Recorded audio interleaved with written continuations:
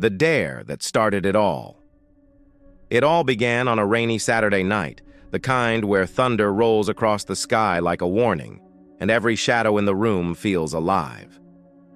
My friends and I were having a sleepover at my best friend Lily's house. We'd spent most of the night watching horror movies, laughing at jump scares and pretending we weren't terrified. But as the clock struck midnight, someone, I think it was Jake, suggested we try something a little more real. "Let's do Bloody Mary," he said with a smirk, his eyes gleaming in the dim candlelight. At first, everyone laughed. It was a legend we'd all heard growing up. Say, "Bloody Mary," 3 times in front of a mirror, and she appears. Some versions said she was a witch. Others said a woman seeking revenge after being wrongfully killed. But one thing was always the same. If you called her, she would come. I didn't believe in that kind of stuff. Or at least, I didn't want to. "That's just a kid's story," I said, trying to sound confident. But deep down, something about the idea made my skin crawl. Lily rolled her eyes.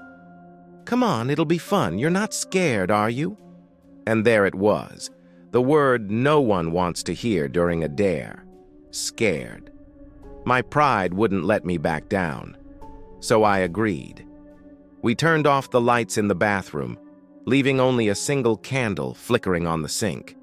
The air felt thick, almost heavy, like the room itself was holding its breath. My reflection in the mirror looked different, darker somehow. Maybe it was just the candlelight, or maybe it wasn't. Jake stood by the door, grinning. "Go on, do it." I took a deep breath, staring at my reflection. "Bloody Mary," I whispered. Nothing, just my own trembling face staring back. "Bloody Mary," I said again, louder this time. The candle flickered, casting long shadows across the walls. The room felt colder. My heart was pounding, but I forced a nervous laugh. "See? Nothing's happened." Before I could finish, the candle flame stretched tall, almost unnaturally, and then, pop! It went out. Darkness swallowed the room. Someone gasped behind me, but I didn't dare move. I could still see faint shapes, the dim outline of the mirror illuminated by lightning flashing outside the window. And that's when I saw it. A figure standing right behind me. I spun around so fast I nearly tripped over the sink. "Lily? Jake?" But they were at the door, frozen, staring past me. "Dude," Jake whispered, his voice shaking. "There's someone in the mirror." I turned back slowly. My reflection was there, but not quite right. Her head was tilted slightly, and her lips were curled into a small, unnatural smile, one I wasn't making. I blinked, and the smile grew wider. My stomach twisted. I reached for the light switch, my fingers trembling, and the moment the light flicked on, everything looked normal again. Just me, staring at my pale reflection. Lily let out a nervous laugh. "See? Just our imagination." But I couldn't shake what I'd seen. It didn't feel like imagination. It felt real. We laughed it off eventually, trying to ignore how our hands were still shaking. But that night, after everyone fell asleep, I got up to grab some water. As I passed the hallway mirror, I froze. There was condensation on the glass, like someone had breathed on it from the other side. And written in the fog, in thin, shaky letters, were 2 chilling words. "Say it again." At that moment, I realized the dare hadn't ended in that bathroom. It had just begun. The reflection that wasn't mine. After that night, nothing felt the same. The words, "say it again," burned in my mind like a curse. I told myself it was just leftover fear, maybe a prank from Jake or Lily, but deep down I knew. Something had followed me home. The next evening, I tried to carry on like normal. I avoided mirrors, even my phone's front camera, but around midnight, when I went to brush my teeth, I forgot. Out of habit, I looked up and froze. My reflection was wrong. My eyes looked darker. My mouth slightly curved upward, though my real lips were perfectly still. I blinked. It didn't. For a full second, my reflection just stared back, that faint smile stretching wider as if it knew I was terrified.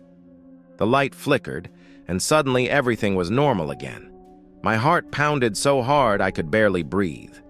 I turned off the light, slammed the bathroom door, and swore I wouldn't look into another mirror. That night, sleep didn't come easily.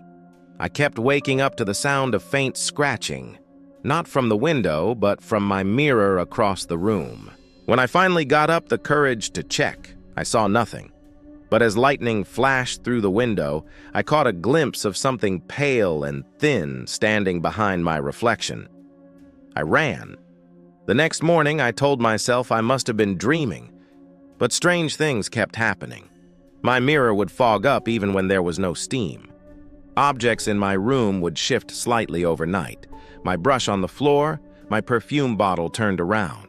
And sometimes, I heard whispering, faint, almost like my own voice repeating my name. I started to think I was losing my mind. But then came the night that proved I wasn't.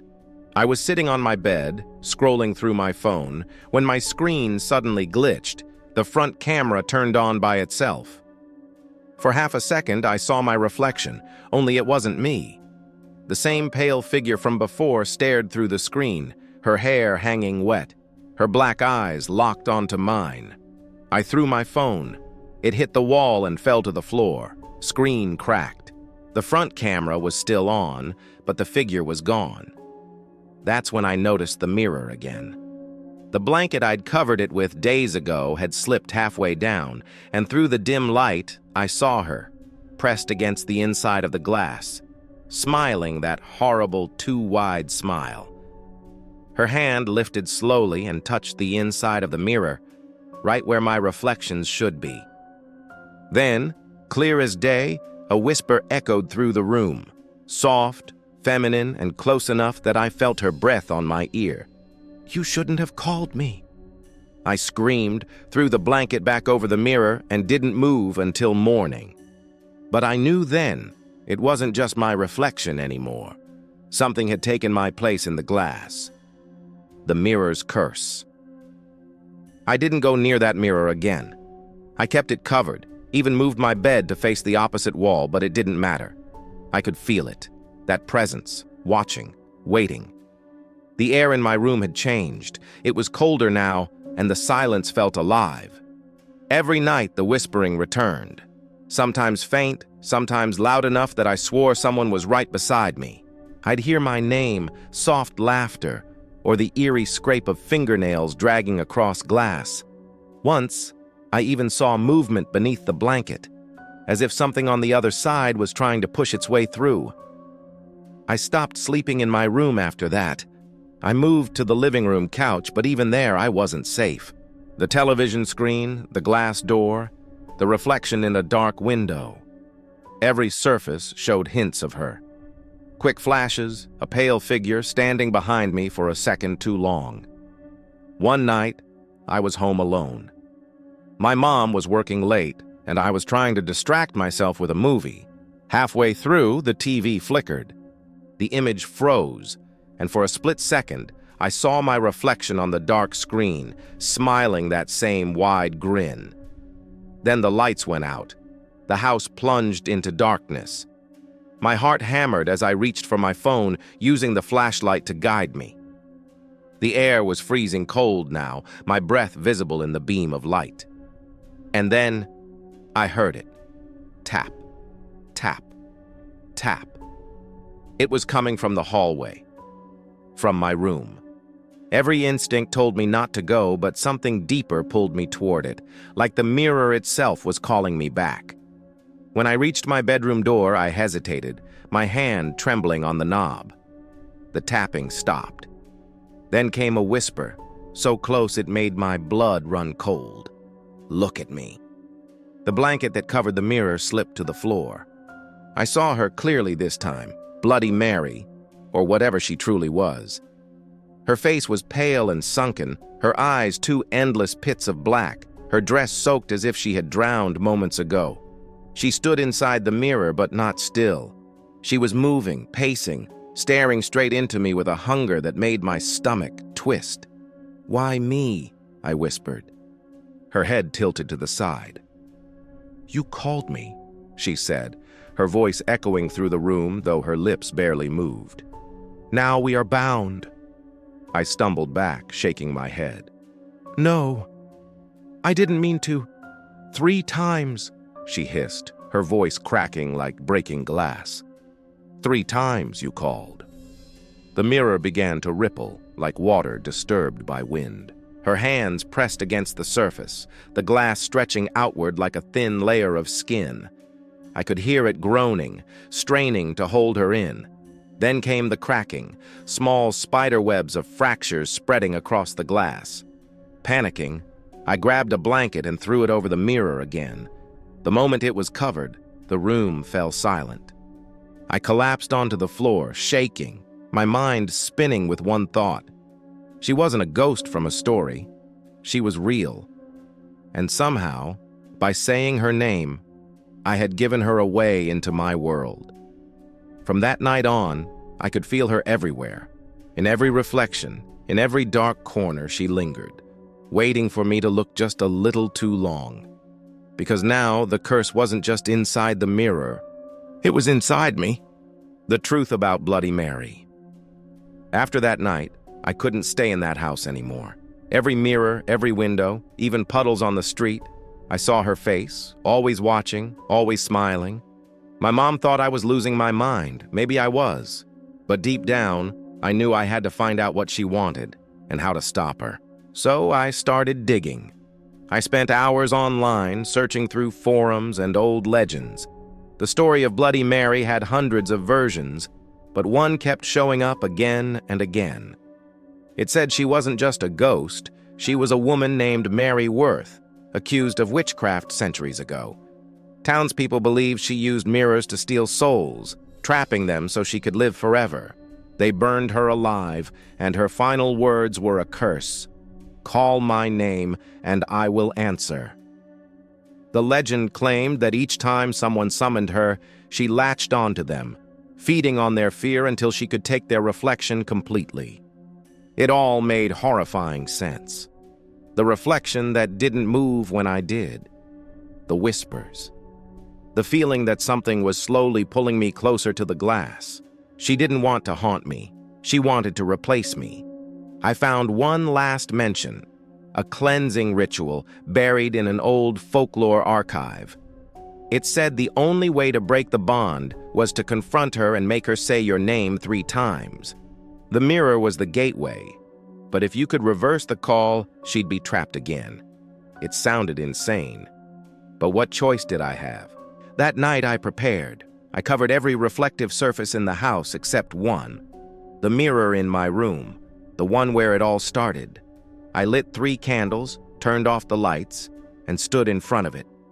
My hands were trembling. "Mary Worth," I whispered, "I know you can hear me." The candle flames bent inward, as if the air was being sucked toward the glass. The surface began to fog up, and slowly that face appeared. Pale skin, hollow eyes, and that haunting grin. "You came back," she hissed. "Let me go," I said firmly. "Say my name." Her smile widened. "Why would I? You called me." The mirror began to ripple again, the glass warping as her hand pressed through. I could see her fingers stretching, reaching for me. Panic clawed at my chest, but I forced myself to stay still. "Say it!" I shouted. "Say my name!" For a second, her grin faltered. The air around me grew colder. Then, in a voice that echoed like 100 whispers, she said it. My name. Once, twice, 3 times. The candles blew out. The mirror cracked down the middle, shattering into 100 jagged pieces that fell to the floor. I fell with them, gasping for air. When I opened my eyes, the room was silent.